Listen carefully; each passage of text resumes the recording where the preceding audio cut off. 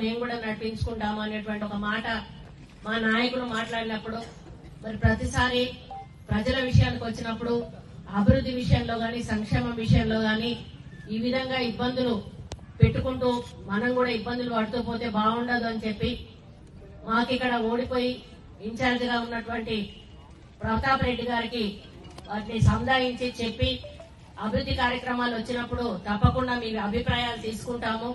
మరి ఏదైతే ప్రభుత్వ కార్యక్రమాలు అధికారిక కార్యక్రమాలు ఉంటాయో వాటిని సాఫీగా నడిచే కార్యక్రమం చేద్దాము అని చెప్పి మరి ఇక నుంచి ఇక్కడ ఏ అభివృద్ధి సంక్షేమ కార్యక్రమాలు జరిగినా కూడా ఎటువంటి ఇబ్బంది లేకుండా సాఫీగా ముందుకు పోయే విధంగా చేయడం జరుగుతుందని ఈ సందర్భంగా ఈ వేదిక మీద నుంచి తెలియజేస్తా ఉన్నాను.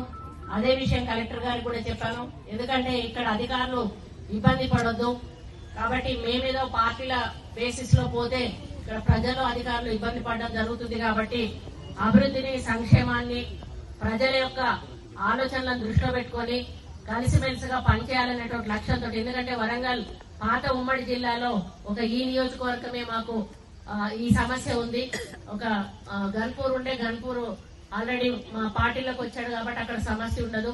అన్న రాడు, ఎందుకనంటే ఆయన నికాస్ అయినటువంటి బీఆర్ఎస్ నాయకుడు.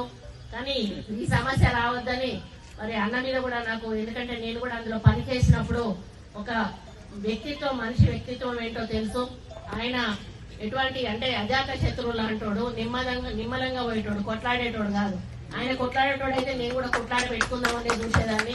కానీ ఆయన కలుపుకోయేటువంటి వ్యక్తిత్వం ఉన్నది కాబట్టి నేను కూడా కలుపుకపోయే ఈ కార్యక్రమాలు చేసుకోవాలని ఒక నిర్ణయానికి వచ్చాం. కాబట్టి అన్న ఇక ముందు మరి అభివృద్ధి సంక్షేమం విషయానికి వచ్చినప్పుడు దయచేసి మీరు కూడా ఏవైనా కార్యక్రమాలు తీసుకునేటప్పుడు మీ నుండి ఏమైనా ప్రజలకు ఇవ్వాల్సి వచ్చినప్పుడు దయచేసి మా నాయకులని మీరు ఆలోచించకుండా అందరినీ కూడా కలుపుకోవాల్సిన బాధ్యత మీ మీద ఉంది. కాబట్టి అది కూడా మీరు ఆలోచించాలని ఈ సందర్భంగా విజ్ఞప్తి చేస్తా ఉన్నాను. మరి కళ్యాణ లక్ష్మి చెక్కులను మరిన్ని ట్రెండింగ్ వీడియోల కోసం న్యూస్ 18 తెలుగు యూట్యూబ్ ఛానల్ ను సబ్స్క్రైబ్ చేసుకోండి.